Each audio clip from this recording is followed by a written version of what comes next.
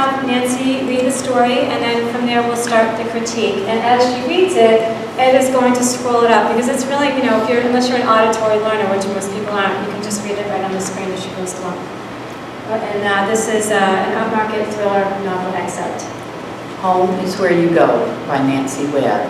The summary is: Coral Watson returns to her Texas ranch 40 years after a tragedy forever changed the lives of those who survived. When long-buried secrets lead to finding a body on the ranch, Coral and her sister Amber are swept up in a vortex of international conspiracy. This is the prologue. Southwest Texas, 1976. Jackalopes are calling, Gray yelled as he reached inside the barn door and grabbed a rope looped over a post. He exited in a flash of red and jeans and mud-choked boots. The legendary jackrabbit with deer antlers was the kid's most sought-after trophy. Hey, y'all headed out? Hank Wilson called to his son, shaking the last of the oats into the horse trough. Hank scratched Buttermilk's forelock, and the big buck's hen tossed her head, halter chain jangling, demanding her master continue their breakfast ritual. Knocking hay off his boots and khaki trousers, Hank buttoned his canvas jacket against the wind. He walked through the mud and mist, hopscotching puddles. Stepping into the trailer shed, a lean-to on the south side of the barn that glowed sepia-toned in a yellow bug light, Hank pushed his cowboy hat back and combed his fingers through his dark, straight hair. He paused, a grin softening his rugged features, as he watched his stair-step, tow-headed children scurrying around, loading the olive drab Jeep. At 16, 15, and 14, Gray, Coral, and Amber looked like uneven triplets. All wore Santa's recent gifts, matching hunting jackets, blue denim with tan corduroy collars, and red plaid blanket linings that accentuated their similarities. Gray, firstborn and tallest, topped out at just below 6 feet, a tall drink of water, as the saying went, with baby Amber a bit past 5 feet and Coral in between, each with pale hair, thick and wavy. Gray's buff and outlaw long, according to his father, Coral's sleek honey ponytail, and Amber's banana pudding page boy with bangs that refused to lie flat. Eyes of blue gradations, azure, hyacinth, and cerulean. Their watercolor painter mother loved to use exact color names. But it was in their faces where each child's individuality showed. Gray, like his father, with straight nose and chiseled cheekbones. Coral, slumped, soft and tulip-like, reaching upward. Amber, round like the moon, with secret, unexplored depths. Leaning across the Jeep, Gray slipped his .30-06 into the scabbard on the passenger side near the gear shift, while Coral took her little sister's shotgun and tucked it with her own on a piece of old rug between the front seats. The girls climbed through the open sides and into the back, avoiding the roll bar, a curved pipe just behind the front seats that Hank had welded to his Army surplus Willis Jeep, his tinkering toy. The spare tire centered above the rear bumper and arced like a blackened moonrise. Thunderstorms had passed, but clouds hovered. Sunrise, still more than an hour away, played an unknown hand. Hank buttoned his jacket against the lingering gusts from last night's blue norther that raced across his River Road ranch, dropping the temperature to mid-40s. Well, happy last day of deer season, kids. Y'all gonna get that wily buck been hiding out by the river? Sure, him and a mess of jackalopes. Gray laughed. But the big rat don't want to be taken. You ought to know, missing him last time. Doesn't want to be taken, Amber corrected from the back seat. Daddy didn't miss him, Coral said in defense. His rifle locked up from buck fever. Gray punched his father's arm, grinning. The old man ain't got it no more. Anymore, Amber chanted. Amber piped down. Hank shook his head. Amber showing off. Always got to be the center of attention. Little Miss Narcisse, he and her mother in private sometimes called her. Stepping back, Hank motioned toward the lane and the southern half of the family's almost 1,300 acres on the north bank of the Nueces River, some 60 miles from the border with Mexico. Y'all go have fun. I'll get the pit ready to barbecue those jackalopes when you get back.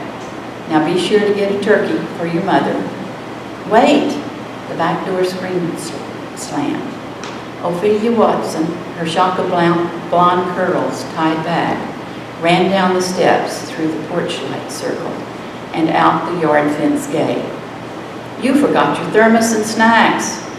Her golden bandy rooster swaggered out of the way with a complaining cackle as Ophelia ran to the shed, her blue velour robe reaching to her monk boots.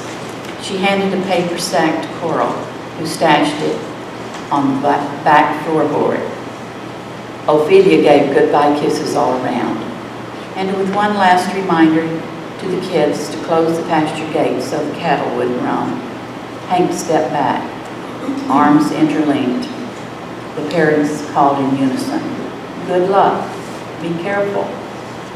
Gray turned on the headlights and backed out of the shed.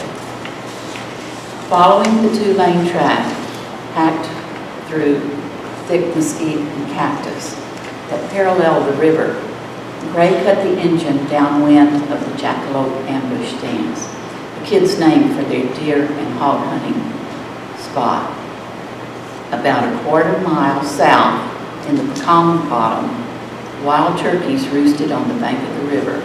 The girls, as instructed, would wait until Gray shot, then sneak through the brush to the river and take their shots.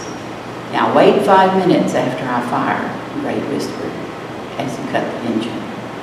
I'll probably take him down with my first shot, but you girls wait.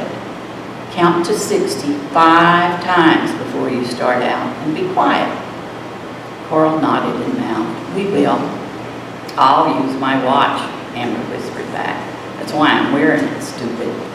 "Whatever," Gray mumbled. "You be careful, Gray," Coral said softly. "And here, wear my cap. Your cowboy hat is too dull for walking through the woods." "Deer are colorblind," Amber informed her brother and sister, who ignored her enlightened wisdom. Switching hats, Gray smiled and whispered, "Thanks. Nobody shoot at what you can't see real clear.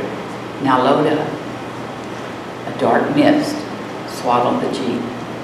No birds called, no game or varmints ventured through the underbrush.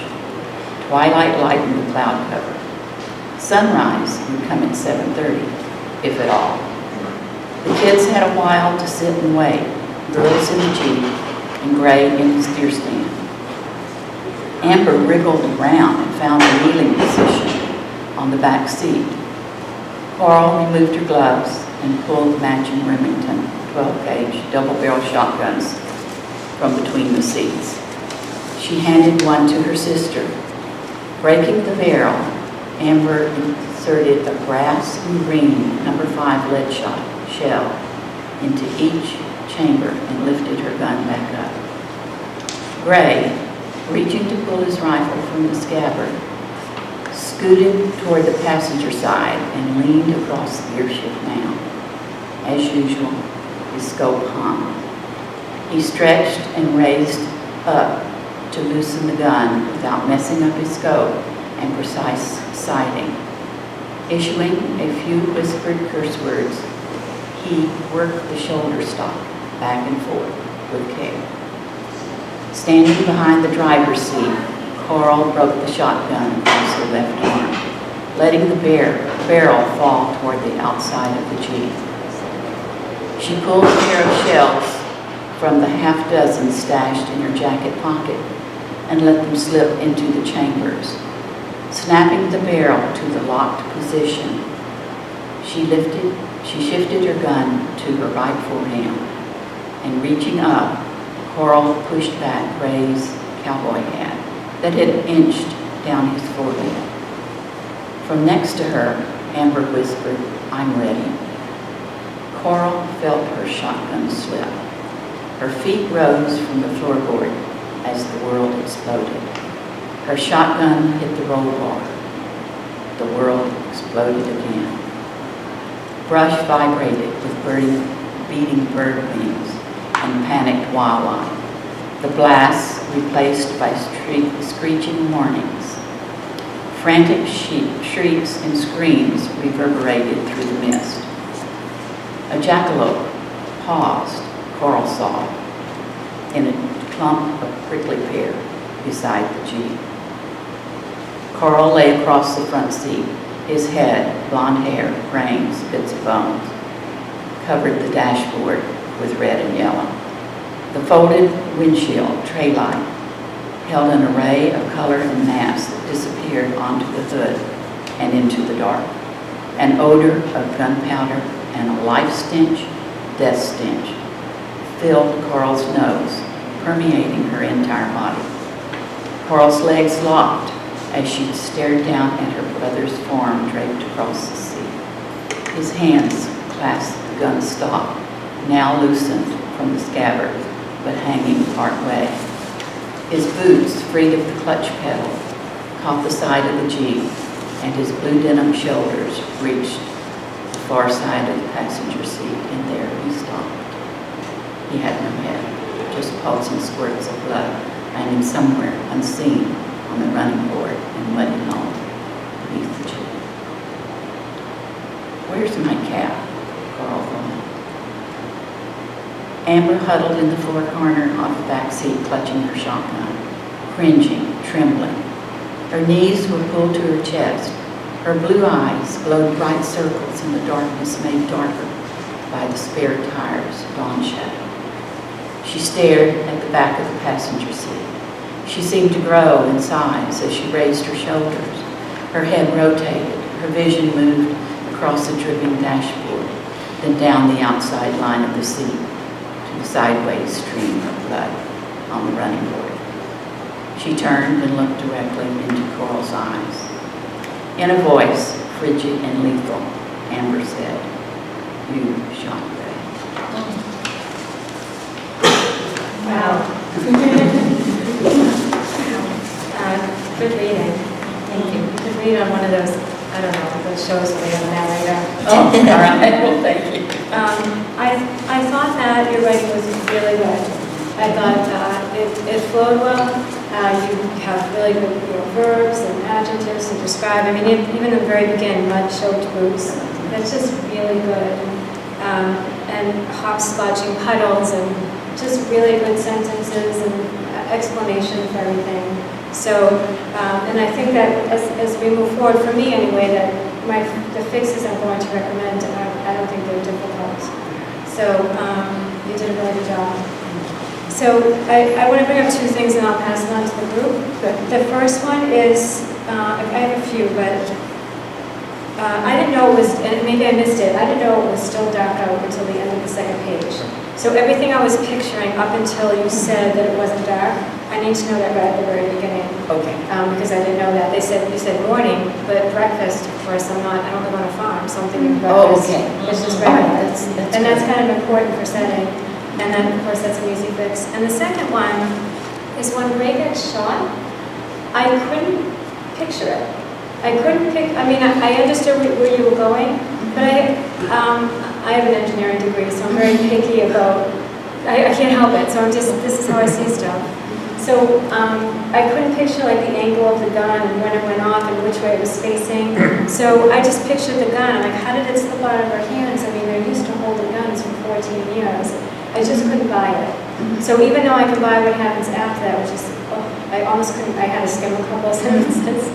I needed to know like how that could have happened a little bit better. And then those are the two things that I'll open with. And I'll come back. I agree with Sue. I think that your writing is beautiful.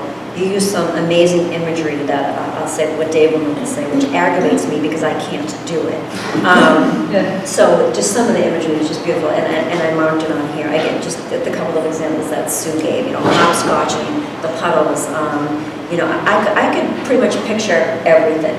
I was a bit confused about the one going off again, but that's very easily fixable. And I have a ton of positive to say in here about your writing. Obviously, you have a beautiful command of the language, and your storytelling is fantastic. And I would definitely keep reading, definitely, because I want to know what happened. If I were to pick like two things as suggestions, we have a saying in writing, kill your darlings, right? So as much as this language is beautiful, there are just some areas where you slow the story down with description. Beautiful description. Okay, so take those words, put them in a bank, right? So you can use them later, right? But when the father kind of stops and describes the kids for 2 paragraphs, it slows the flow, especially where this is leading. Like you just want to kind of keep with the story, and we don't need to know that they're blonde. So some of the description I kind of said, okay, maybe shorten this, or maybe take this out or move it, later in the story. The other thing that I would suggest is that from the summary, I'm assuming that the book is Coral's story. Is that true? Yes, this Okay. is Coral's story. All right. So, and she's the one that ends up accidentally shooting her brother. Yes. Okay. So this prologue, and at first I was like, why is it a prologue? Why isn't it chapter 1? But now I know why, and I totally agree that it's a prologue. So, but why tell it from the father's point of view? So if this is Coral's story, Coral's invisible until she shoots her brother. Yes. And even with it being from the father's point of view, I was still very moved and really shocked when the event happened at the end. Right. So I think it could even be more give me more goosebumps if you told it from Coral's point of view. So when she shoots her brother, like I have no idea how she feels about her brother. Does she love him? Does he bully her? All right, so show their relationship. Maybe they're getting ready. Maybe dad isn't observing them. Maybe Coral is. So when she shoots her brother, I'm like, I'll either be like, oh my God. Either she hates him and it's like, was that really an accident? Or, oh my God, she loves her brother, and how is she even going to survive this? It would be Do interesting you know what I to read mean? both. It's just a suggestion. I might do want to compare. Yeah. Because this is almost more omniscient than because Hank gets out of the picture and Right, the story so why goes even on. him, right? So I think you can add some depth if you tell it from Coral's point of view, especially since she's the one. Again, feel free to ignore. I agree. Everything The is said. relationships are all kind of oriented towards Hank. Hank Yeah. with Greg, Hank with Carl, with Emma. And it's like, well, there are relationships between these 3 too. What do they think of each other? I thought There's a Amber, little bit between Emma and Carl. yeah, like I thought Amber was even more clearly drawn than Coral. Because she's- Right, you get a sense of her, right? That she's like the little smart, she's a little smart. I don't want to swear about the little smart punk or whatever, correcting everybody. And I didn't get a sense for Coral, and I want to. Okay. Right, especially now that I know what she has to live with for the rest of her life. And like I said, given all that, I would still have kept reading. And by the way, when Jim was talking about some words that even though they were beautiful, that she thought that some of it wasn't needed right here, I thought the same thing on a few of them, so I just highlighted them. So you'll see when you go through my notes, and it's up to you, but that. Except the banana pudding hair. I love that. He is critical. No, That is critical I for loved that. it. No, but I love that. I You did love take that. that Just away. get rid of that. No idea. Oh, I could see. Oh, I love that. Yeah. Oh. No, I gave that a check too. That was. Your imagery is beautiful. Yes. Just the way you Appreciate describe the blue. things. We lost him. With She lost you a pudding? No, I was cerulean appreciate to the blue. ask. Oh, the 3 shades of That's blue. one of them. Wow, but you You got me. Plus, like 64 pack crayons, crayons. I love this. We've never critiqued a prologue before. I want to see the rest of the prologue and then see how you start chapter 1. I am so very curious. You had me at jackalopes. Well, I could make an allusion to, oh my God, Jerry Maguire. It's beautiful and sick and sad. Not sick, but just tragic. It is so tragic. If I may, on page 5, you point out shrieks and beating wings, and that's brilliant because all of a sudden we have the external noises of the animals, and then it goes quiet. There's no other mention. And perhaps you could say that the shrieks were mirrored, were echoed, were drowned out by the shrieks of the girls. They were louder than the animals because they're so horrified. Or they may be hushed at that point. But perhaps have animals come too, or have the animals flee from the jeep. They must have That some comes. reaction. Thank you. Excellent. I apologize. No, that's okay. Early, top of page 6, when you were describing Gray's demise, I read it, but I was disturbed in a beautiful way, disturbed, if one can say that.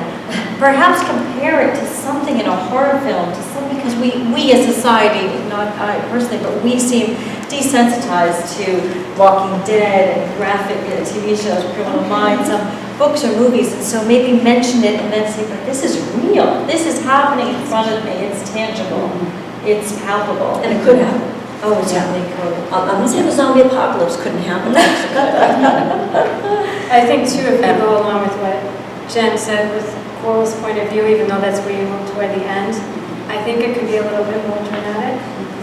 Because if you look at the last page, it says, an odor of gunpowder and a life stench, death stench filled Coral's nose, permeating her entire body. For me, it's too far removed. So when you get to the next sentence, Coral's legs locked as she stared down at her brother's form draped across the streets. That's a lot more real, and immediate, as opposed to a sentence that's worded nicely, but she's not going to be thinking like that. She's going to be a lot more, like Ed said, immediate with what she sees and how it's coming at her. She's going to be in shock, or maybe she doesn't even see it at first, because who would believe they could have done something like that? But if I had And done she has her Her hallucination Yeah. of the jackalope. That's a Yes. hallucination. But if I could already. dovetail with what, I'm sorry, with what you just said, her first thought is, where's my cap? I love That's that. great. Really? I'm outraged, honestly. No, she's in shock. Dissociation. She is not even believing what she's seeing. Right. Dissociation. Like, She Nancy thinks could the have smallest said, thing. Nancy could have said, Coral was in Yeah. shock. Yeah. That's not going to elicit anything, but Yeah. at first it's, where did my cap go? And I'm like, she's in complete shock, and I thought that was perfect. Yeah, all right. Yeah, I want to say, first of all, you're really brave to have this. I mean, there are a lot of writers, I'm first on the list, who don't make their characters suffer, who don't make bad things happen to their characters. Okay? But page 5, you've killed a child, which is the most horrendous Yes. thing that can happen in any story. That's it. Okay, so page 5, got that out. So it's like, I want to see what happens next. Yes. When I saw the word prologue, I wrote down, uh-oh, Me too. because people in publishing, they are not into prologues. Tell me. Oh, I wrote that too. But they do So publish them, they do publish them, but I think Oh, that yeah. this happens But 40 years ago. Yeah. For me, I think, so I think you want to rethink. Why can't this be chapter 1? It's tough. That's a tough I love prologues. Yeah. And I've been to a bunch of writers' conferences. I'm sorry. Can I have 10 more seconds? Right, it's all yours. 20. So with prologues, when I've been to different writers' conferences, a lot of agents have said we don't like them. So I started, and I thought, I love prologues. I grew up reading mysteries, and every single book I read had a prologue. So I started doing my own informal survey the past couple of years. A lot of people don't read them. Yeah. They think they just can skip them. Yes. I said, how do you do that? Well, that's what people do. Yeah. So it's just something to Sure, consider. I could do chapter 1, 1976. And I don't agree with it, but just. And then Could change be date for next the chapter, Chapter 2 absolutely. would be All right, I'm present saying day. you Sure. want There you to go. talk. So I'm going to stop. I think you've raised the bar very high with this drama. And as I read it the first time, I was a little confused at the opening scene, but as I read it the first time, I was wondering where you were going with so much description. And then I tried to translate it into a movie. How long would this take in a movie? So all of this description of the color of hair and shirts and sizes of people and so on, that's done in 15 seconds. You're taking up a lot of time, 2 pages. And I always go back to what agents have said personally and publicly, if you haven't nailed the reader in the first page, literally, on the first 3 paragraphs, you'll never get an agent.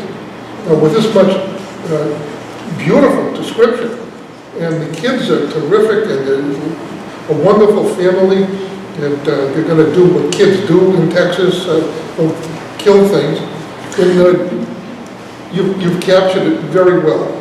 The drama, the contrast between the quiet, sneaking up, getting things ready, and then blam, kid's head goes flying into the wilderness.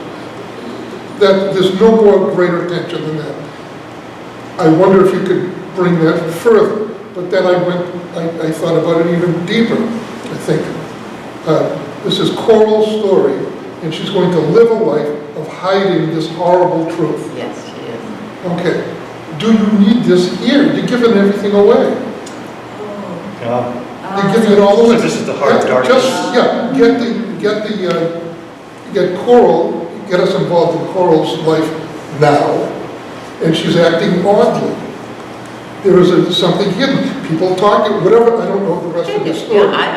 Yeah. So, what you're doing is you're giving this to us for nothing. This is gratis. Yeah. Here's the reason she's miserable. And then we follow her misery, I assume, for another 300 pages.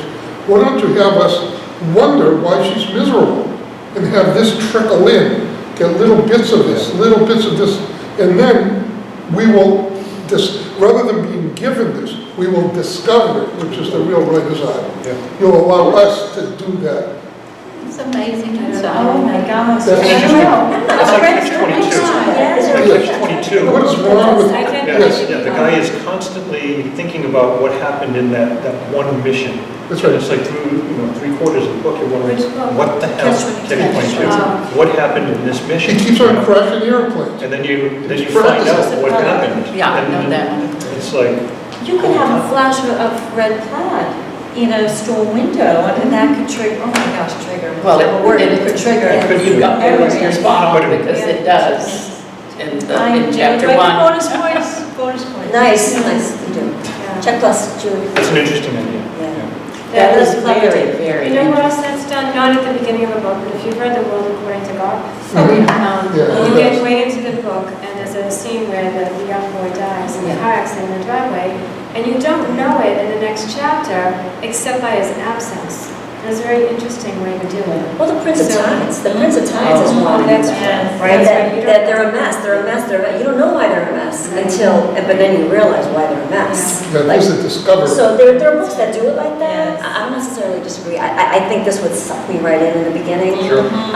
But I understand Dave's point. I'm so engrossed. Are there any other big points, because we're pretty much... Well, like, Well, yeah. If I could make a grammatical or wording, I'm not sure how to state it, that's terrible. On page 6, the last paragraph, Amber Huddle, where it says, she stared at the back, she seemed to grow in size, her head rotated, her vision moved.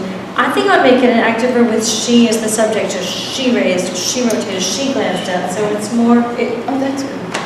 it's stronger, it's more forceful. She. In other cases like that, when it becomes grammatical or word choice, we've all marked it Yes, up. yes. So if we don't have time to do it on air, then it's here. You can just read through all of our comments. And then after you read through them all, then you can always send any questions you have to send them in. it just gives us a chance to escape before you yell at us. I do want to say you had a great setup, because on page 4, you have Gray giving explicit instructions to the girls. Yes. Wait for 5 minutes, and as soon as he said that, I thought, hunting Wait a accident. minute. Uh-oh. But Hunting that's good, accident. because that's foreshadowing. Yeah. That's what I was. I know, Actually, but it's I both, took but it's that. both No, I took that foreshadowing out. and it's not distraction. What's the word? Red herring. No, Yeah. no, Yeah, exactly. you're getting us on a different track. Tangent. You're getting us on, I can't think of the word, magic. It's taking that. We'll find it, and No, we'll deficit and we'll syndrome. put it in a little note in the Yeah, bottom. No, right, it's exactly. going to You're into a narrative. you're having us think of one thing, or you have me think of one thing, hunting accident, then all of a sudden, in the Jeep, bam, it's like, holy Yeah, crap. sooner than Yeah, we expect. know. sooner than you expect. Yeah, exactly, beautiful, great setup. Okay, we do have to wrap it up, Yes, I yes. apologize. Well, But I thank you. appreciate it so much. This Thank you is for just, coming. this is Oh, just thank your you for words. sharing this. Well, You thank have a you for great sharing start. your words. Yeah. This is a Yes. terrific start. Thank you. Definitely. We hope this helped. Thanks everyone Thanks, for coming.